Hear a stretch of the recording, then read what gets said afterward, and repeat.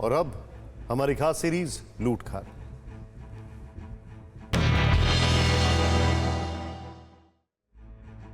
इस सीरीज में कल हमने आपको नोएडा के सुपरटेक बिल्डर के बारे में बताया था। बिल्डर ने अवैध तरीके से जो टावर बनवाए उन्हें सुप्रीम कोर्ट ने गिराने का आदेश दिया। नए टावर के बनने से उन बायर्स को परेशानी हुई जिनके फ्लैट्स के आगे 40 मंजिला टावर खड़ा करके कॉमन एरिया से उनका हक छीनने की कोशिश की गई। दूसरी ओर टावर तोड़ने के आदेश से उन बायर्स के सामने मुश्किलें आ गई जिन्होंने अपनी पूरी कमाई बिल्डर को सौंप दी थी। यानी दोनों ही सूरत में धोखा तो बायर्स के साथ ही हुआ। आज हम आपको दिखाने जा रहे हैं कि इसमें नोएडा अथॉरिटी की क्या गड़बड़ी थी। सुपरटेक के इस पूरे प्रकरण में 3 पक्ष हैं, बिल्डर, बायर और नोएडा प्राधिकरण। ध्यान देने की बात यह है कि इलाहाबाद हाई कोर्ट ने जब अवैध रूप से बने दोनों टावर्स को गिराने का आदेश दिया तो इस फैसले के खिलाफ सुप्रीम कोर्ट में सुपरटेक और नोएडा अथॉरिटी दोनों ने अपील की और कोर्ट में अथॉरिटी ने बिल्डर की हर दलील को सही बताया। नोएडा अथॉरिटी जो है इन्होंने पूरा बिल्डर को सपोर्ट किया, बल्कि एक हियरिंग में तो जजेस ने ये भी रिमार्क किया कि भाई ये जो आप बहस कर रहे हैं ये बिल्डर बहस करता तब तो समझ में आता, लेकिन अथॉरिटी भी इस तरह से बहस कर रही है ये तो बिल्कुल ही नहीं समझ में आता। सुप्रीम कोर्ट का ये फैसला देश के इतिहास में ऐतिहासिक फैसले के तौर पर देखा जा रहा है और ये तमाम बिल्डरों के लिए भी ये खतरे की घंटी है। ये फैसला जो बार बार प्राधिकरण की मिलीभगत से इस तरह के नक्शे में परिवर्तन कराते हैं और जो आवंटी हैं उनको धोखा देते हुए इस तरह के अवैध रूप से जो बिल्डिंग जो इमारत तैयार करवाते हैं।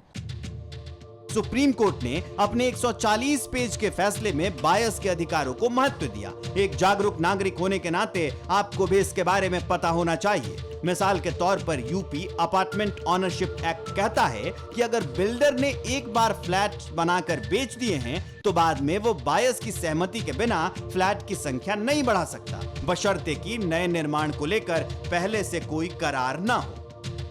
सुपरटेक के केस में नोएडा अथॉरिटी को लेकर बायर्स का भरोसा शुरुआत से ही डगमगाता रहा।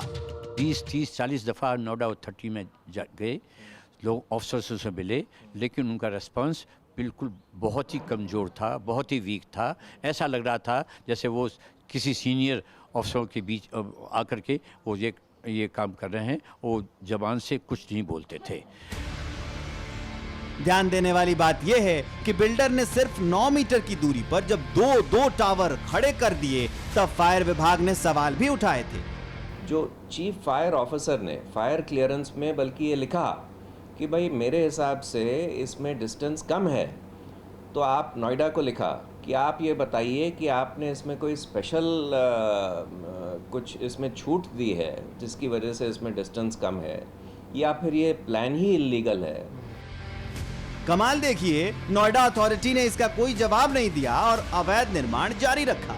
यानी नोएडा अथॉरिटी ने कदम कदम पर उस बिल्डर का साथ दिया जो कानून को कुचलते हुए कंस्ट्रक्शन कर रहा था।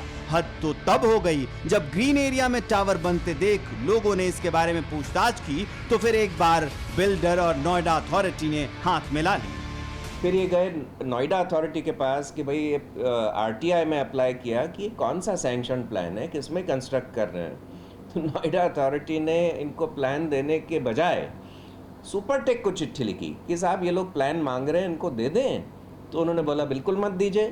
तो नोएडा अथॉरिटी ने मना कर दिया कि नहीं, हम तो नहीं देंगे।